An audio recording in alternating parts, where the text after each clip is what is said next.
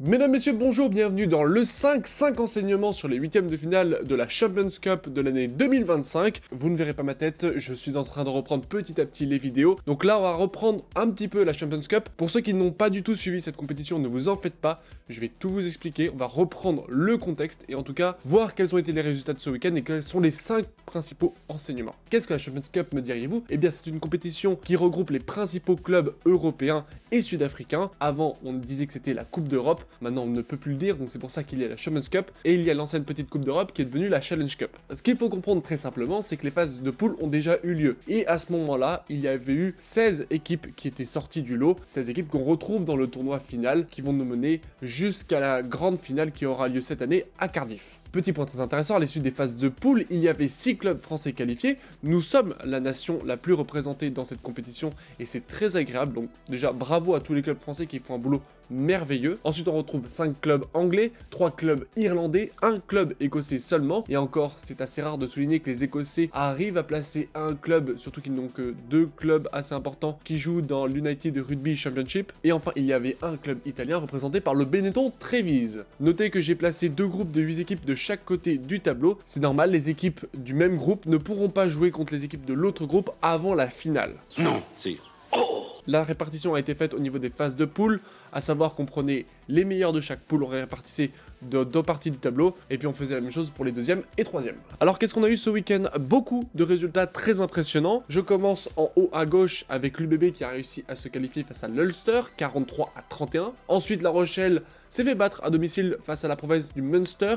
Le Munster donc retrouve les quarts de finale. Je crois qu'ils ne l'avaient pas réussi l'an dernier, et en tout cas ça fait bien longtemps qu'on ne les voit pas à ce stade de la compétition, donc c'est très bon pour eux. Surtout que c'est considéré comme la deuxième province irlandaise derrière le Leinster. Ensuite, on a eu un match complètement fou à Toulon. Les Toulonnais étaient d'abord largement menés face aux Saracens, et puis ils sont revenus complètement dans leur match, et ça s'est terminé à 72-42. Toulon est donc en quart de finale. Et enfin, pour la dernière partie du week-end, Toulouse atteint aussi les quarts de finale en battant l'équipe anglaise des Sharks 38-15. De l'autre côté, le Leinster s'est imposé face aux Harlequins 62-0, une vraie démonstration de force de la part des amis irlandais. La province écossaise, la seule province écossaise, s'est imposée face aux Leicester, donc les Glasgow Warriors sont en quart de finale. Northampton, tenant du titre de la Premiership, est passé aussi en quart de finale en battant Clermont-Ferrand 46-24.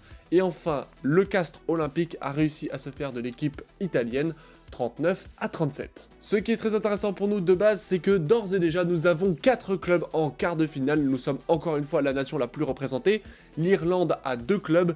Et enfin, l'Angleterre et l'Écosse n'ont plus qu'un seul club en lice. Alors si on regarde le tableau à l'heure actuelle, sachant qu'il y aura les quarts de finale dans une semaine, le premier enseignement qui tombe, c'est que La Rochelle ne fait pas partie des clubs en quart de finale. Et c'est une catastrophe. Pour que vous compreniez à quel point La Rochelle est dans la sauce, c'est un club qui n'a pas gagné de match depuis le 4 janvier 2025. Ça fait presque 4 mois que les Rochelais n'ont pas gagné un match, toutes compétitions confondues. Les coéquipiers de Grégory Aldrit peinent visiblement à trouver la méthode qui fonctionne actuellement, et on peut le dire très franchement, les Rochelais n'y sont pas, ils ne sont d'ailleurs plus dans la Champions Cup, mais ça va être aussi très difficile d'être dans le top 6 du top 14. Et ça, pour les Rochelais, alors que c'était le club qui, sur ces 3 dernières années, arrivait à atteindre la demi-finale de la Champions Cup, c'est une catastrophe.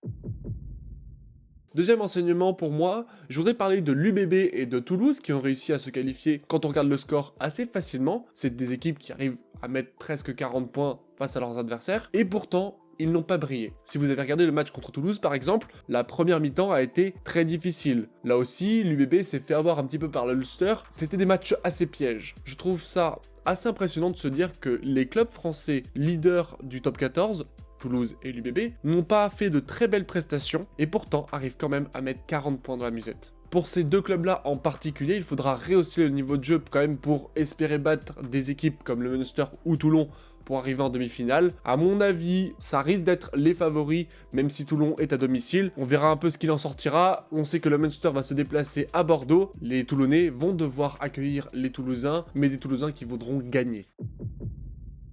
Troisième enseignement, un petit point sur les clubs irlandais qui font de la résistance. Le Leinster et le Munster, alors on connaît très bien la puissance du Leinster, notamment en Champions Cup. Ils ont atteint sur les 3 dernières années 2 fois la demi-finale et l'an dernier ils étaient en finale. C'est le deuxième club avec le plus de titres en Champions Cup, donc c'est un très gros client. Or, on a eu pendant le tour des destinations une forme de passation de pouvoir entre les Irlandais et les Français. Maintenant, il faudrait que cela se concrétise aussi dans les clubs. Non, parce que le Munster ne va pas dire son dernier mot face à l'UBB, il va falloir aller les chercher. L'an dernier, on pensait aussi que l'Union Bordeaux-Bègles allait battre très largement, très facilement même les Harlequins, et ça n'a pas été le cas. Voilà, il faut se méfier quand même de ces provinces irlandaises qui font de la résistance, qui montrent encore qu'ils ont des joueurs expérimentés, et puis tout simplement qu'ils ne sont pas prêts d'abandonner.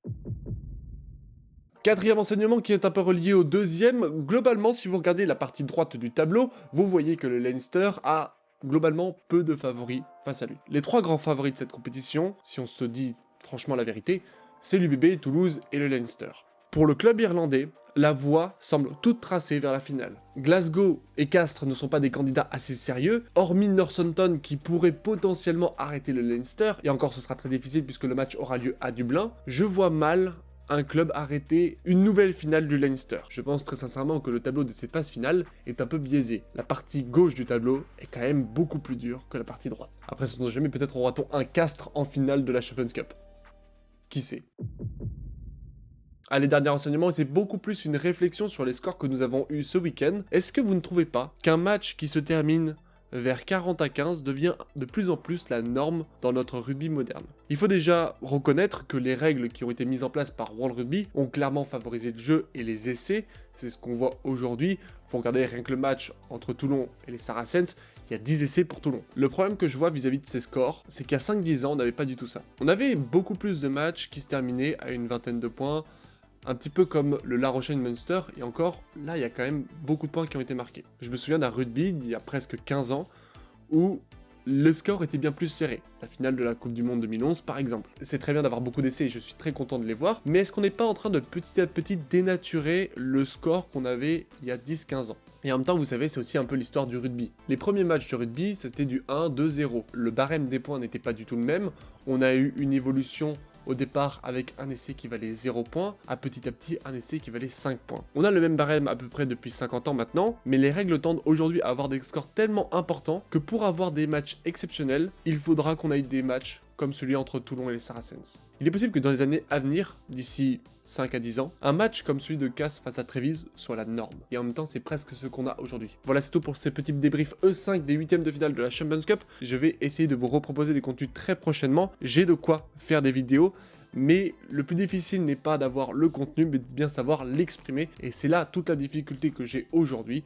Donc voilà, il me faut peut-être un peu de temps pour y réfléchir, mais en tout cas, j'ai des sujets, j'ai beaucoup d'histoires à vouloir vous raconter, et j'espère tout simplement que ça pourra sortir un jour.